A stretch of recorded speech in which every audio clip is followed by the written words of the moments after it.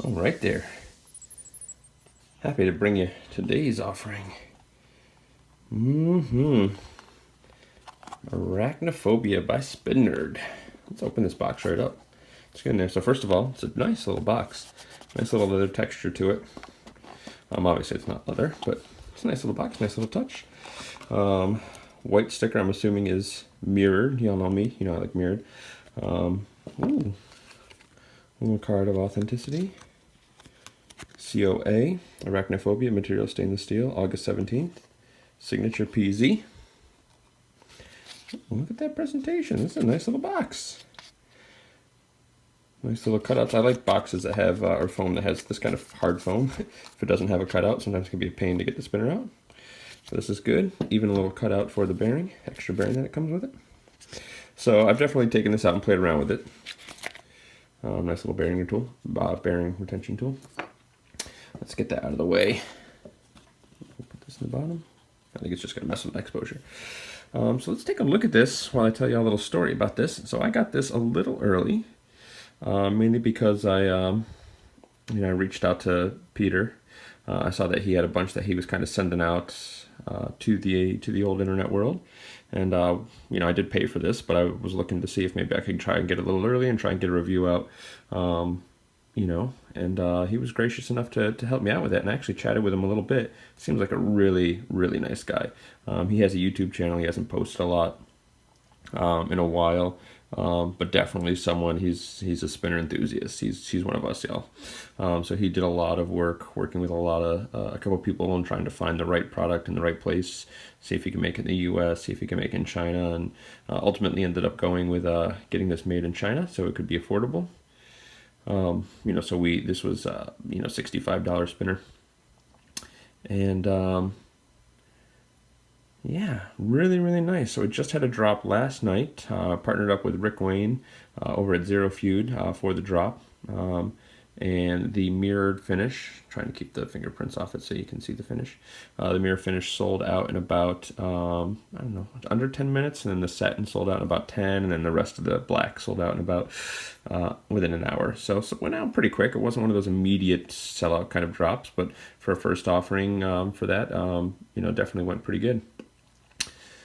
So, and he had 50 of each, so 150 spinners in about an hour. So, really happy for Peter, and this is a nice little spinner. So, let's get into it. So, it's, we're definitely going to consider this a first look, but I got it today, and I've been spinning it quite a bit. So, I think I've got a lot to say in terms of how it feels, what I like about it.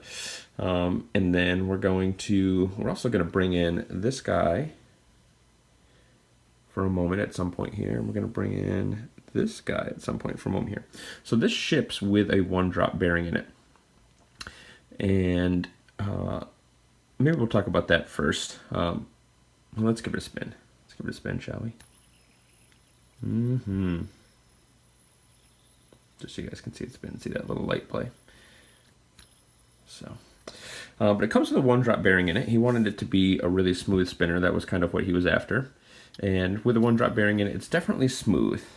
So I don't have a one-drop bearing in it right now, and this may, sort of settle I don't want to say settle the argument once and for all, but I think this right here is actually a perfect example of the points I've been trying to make with the smoothness of the chakra. When I spin the chakra and I spin this with a one-drop bearing in it, there's no question that this is smoother. This is still an extremely smooth spinner. And obviously the one-drop bearing, I've said it before, does a lot of the work, but there's something about the total package of this guy. And again, some of it I'm sure has to do with the O-ring, some of it has to do with these buttons, some of it has to do with the machining and the weights and the corners and the edges. But this one is very similar in a lot of ways with a lot of rounding. It's got some raised parts here. It's got rounded corners. It's mirror finished. And it just doesn't quite feel quite as smooth. It's still super smooth. But I just kind of wanted to bring this guy in for a second on that respect. So, but for me, I think I want this guy to have a little bit of feedback. So I threw the second bearing that came in it, and it was all right. It had a decent amount of feedback, felt like a decent bearing. But what I'm really loving in here, I actually threw one of Heck's super bearings version 1 in here, and that's like the sweet spot where you get just a little bit, but it's still super smooth and you still get really good spin times. Did he say spin time? Yeah, let's talk about that for a minute. So with the 1-drop bearing that was in here, we were getting about 2.5 minutes on a table spin, about 3.5 minutes on a vertical spin. So about what you'd expect from a 1-drop bearing. You throw the stainless steel one in there and something interesting happened, and I didn't test it extensively, but we got 4 minutes and 10 seconds on a vertical spin, but like 4 minutes and 50 seconds on a table spin. So it was getting more spin time on a table spin. Now I didn't clean the bearings and do kind of anything crazy because I'm not worried about this being a spin time, champ or anything like that. But I threw one of hex bearings in, and granted it is a bearing that I've used, I've cleaned, so it's in performance shape. But we got 6 minutes and 10 seconds on a table spin, and 8 minutes and 23 seconds on a vertical spin. So a nice two-handed vertical spin, 8 minutes and 23 seconds. So this has some weight in the right places. We got a lot of cutouts here, so it can do some decent spin time. So let's talk about the spinner and the design itself. So one of the things Peter really wanted to do with this, he didn't want the buttons to be an afterthought. So if you watch his video, which is probably worth watching, it's a 20-minute video kind of where he talks about himself and spinners and then a bit about this as well. So if you're watching this, you should watch that if you haven't. But he wanted to make some buttons that are really grippy, really nice, really added to it, weren't just some slap-on buttons, something that were just kind of an afterthought. So I think he called out, and I think it's warranted with, the stubby buttons just aren't that great. They're all right. They're not like horrible buttons or anything, but they're, you've got such a nice spinner and you've got these buttons that really take away from the spinner more than add to it. So these definitely add to it. So you've got these two little rings around the outside and then this nice little dish. So your finger sits in that dish really well, and those two lines are pretty pronounced, all things considered. So you get you get grip on this. You can grab the crap out of this thing. So dig in those buttons. Really some really sweet buttons. Now while we're talking about these buttons though, let's get under the hood here. It must be said that it's subtle, but he really wanted to have a retention ring in there as well, so you could swap out the bearings, so you could get the feel you want. Again, spinner enthusiast, one of us, yeah. But you'll notice that where the bearing is seated is raised up a little, and the buttons have this little cap. So I haven't tested extensively, but these buttons really only seem to fit on something like a stubby, where you've got that kind of standard bearing, press fit or glued bearing. So, all right. So, yeah. So these are nice buttons, but even though this uses a retention ring, you're not going to be able to use these buttons everywhere. So we'll put these buttons back on. So let's talk about fidgetability then. So now we've got some good buttons. How's the fidgetability? Fidgetability on this is pretty high up there. I'd probably give it an 8.5 or 9 out of 10. It's got a really good design. These raised weights give your fingers lots of place to pick up and restart the spin. This may be the best flicker that I've used. Like this right here, you know what we didn't do? Let's get the weight going, because this I think is important for what I'm about to say. All right. 75 grams. So it's not super, super heavy. It's kind of in that sweet spot of fidgetability for me. These buttons aren't good. So the push on this guy, with the weight on the outside that it is, but it's still not super heavy, you can just get in here, roll it back, and when your finger pushes off, it kind of ramps up, but definitely hits, like, see this? Like my finger hits this groove here. So it's not so much this curve, but it's this curve that my finger hits, and I can really hit that good. This also is one of the better ones for this kind of style, where I just kind of pull it forward and then whip it back. Like my finger just gets in there, everything's rounded, I don't hit a hot spot anywhere. Really good for that style of fidgeting. I'm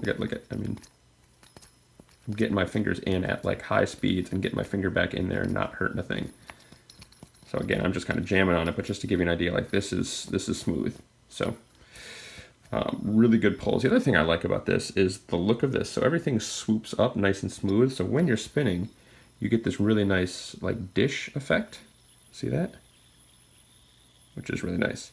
The other thing with all the mass out here, and it tapers in so tiny here because again, the bearing is seated ever so slightly, but every little bit counts, so it really feels nice and thin and slim down here. But when I'm spinning, because of the length of the arms, I can actually get pretty good, wide, deep grips and not actually hit my fingers. So like if you're someone that grabs more like this is still going to work for you because you've got so much room before you start getting to the high points of the spinner. So even though there's not a ton of clearance on something like a table spin, you really can get some good grip on your fingers there. So just so you guys know, so it really works for a lot. Look at my thumb. Look how deep in my thumb is. Like I'm really pressing on it. I'm exaggerating this obviously, but my thumb's not hitting anything. I really gotta, actually, I can't even really, I have to be really awkward to get my thumb to bump into anything on this. Or it'll be like doing something stupid like that. So, and look at that. Look at my creepy bent thumb. Now that I pointed out, I don't know if you noticed it before, but now you'll notice it. What else? So this I really like. So there's one other thing I like. So for me, if it's good with really slow fidgeting, then we've got a total package fidgeter. And this curved rounded edge feels so nice to kind of get your finger along here. Just as you pull, your finger just slides along this side and then will catch and you can push here. So you get these really nice satisfying like slide and then pushes, slide and then push, slide and then push. It feels really nice. So this is a sweet spinner. Really dig this. But you know, in the interest of being fair, I've got, I think, 2 critiques, and I don't know how warranted one of them is, but one of them is these edges here are actually a bit of a hot spot. Now, when I first felt it, I thought I might be getting my finger catching there a little bit when spinning it, but it really doesn't. I really have to work out of my way, but a couple times I'll get my finger here and I can feel these edges, and a couple of them are just a little on the sharp side. So like this one here, I think, if you really get your finger in there. So depending on how you're fidgeting, if you're pulling on the top, you can feel it a little bit, but I've been playing with this all day, so it hasn't really been an issue. So so I think that's all right. But just so you know. The other is the finish. So this is a mirror finish, and we've got the bright lights on, so we really can see it, but that's kind of what I want to have on, so you can really try to see it. So this is the mirror finish, and it's got some fingerprints on it, but you can see a fair amount of like scratches, so it's not like a super precise kind of mirror finish. Now it is $65 and made in China, and the mirror is selling at the same price as the other finishes. Let's bring this light in like this a little bit. I think then we'll be able to really see what I'm talking about. So it's hard with some of my fingerprints on there. But the mirror finish isn't like super precise. You can see, yeah, here's a good example where some of the brush marks go in different directions, and it's just not perfect. It's not flawless. But again, it's $65. He was trying to make it affordable. And in most light situations, it looks pretty good. But if you're out in like really bright sunlight and stuff like that, you can see, and it's just not perfect. I can't really fault it because it feels really nice and smooth. So I'm probably gonna put a little hobby Timmy on it and take the mirror polish up that next step. So I really do like that, actually, for one reason, because I've always known mirror finish to be very difficult to achieve. And in taking the time that I have, that's why I wanted to bring these 2 out now. Really trying to look. So this has fingerprints, and I've used it, and it's a little harder to see in person. But this has, and it's hard because I really need to kind of repolish this with as much as I've used it. But this is something where a lot of work was put into getting a mirror finish, and it is kind of that next step mirror finish above this. But even then, in the right light, you can see kind of some of the machining scratches and stuff like that. So, you know, so not bad. And then it kind of comes back to the amount of work and effort I put into this one to try and get this one close to a mirror. And I really actually appreciate how well this came out after really taking a close look at other ones to see how we ended up with this, because this is one of the nicer mirror finishes I've looked at, and then it's also one that I've done, so I'm kind of excited about that. So just kind of want to talk about that. Mirror finish is a ton of work, so while I want to point it out as something where it's not a flawless mirror finish, for the price we're paying and how much work a mirror finish is, and the fact you're not paying any extra money, do not be disappointed in that, because that is a mirror finish. It really is so much work. Try and do it yourself, even with machines and stuff like that. So to get a really flawless and not have it like chrome plated or something like that, to actually polish stainless steel to that mirror is a lot of work, y'all. So yeah, Arachnophobia. We're going on long. I didn't think it would go quite this long, but I really wanted to do this one justice because I was lucky enough to kind of get it a little early, and I really do like it. So for me, Heck Flavor Zone Essentials Super Bearing version 1 for me is the perfect bearing in there, where it's almost perfectly smooth with just a subtle bit of feedback, but then we get really good spin times on this guy. So Arachnophobia by Spin Nerd. And Peter, I love what you're doing over there, and he's a really, really great guy. So wish him nothing but success. He's got a Facebook group. He's got some polls going for, you know, what people want to see next. Do they want to see minis? Do they want to see different materials? I obviously want to see it in tungsten without any cuts on it. So just a full solid tungsten. Trying to do these cuts in tungsten too is going to, one, reduce obviously a lot of weight, which I don't know, it would be pretty heavy if it was solid. And this is going to be a bitch. Sorry, to cut in tungsten if you're going to maintain those swoops, but I don't know how much that would be. Probably it's going to kick it up to like a $300-400 spinner, I would imagine, if it keeps the same shape. So, but yeah, I think this would be sweet in tungsten. So, but yeah, so he's looking at different, you know, does he do a mini? Does he do titanium? Does he do, what does he do? So get over there and check it out. So we're going on way too long now, so we're going to let this one go. But thanks for checking it out. Thanks, Peter, for letting me get in a little early on this and try and get this review out for you. And everybody else, everybody that got in on the drop, sweets. Everybody else that thinks they want to get on it, keep an eye out. I'm sure, you know, there's going to be more to come from him. I would be surprised to see him not do anything else. So, yeehaw, everybody. All right. Good night, everybody. Kisses.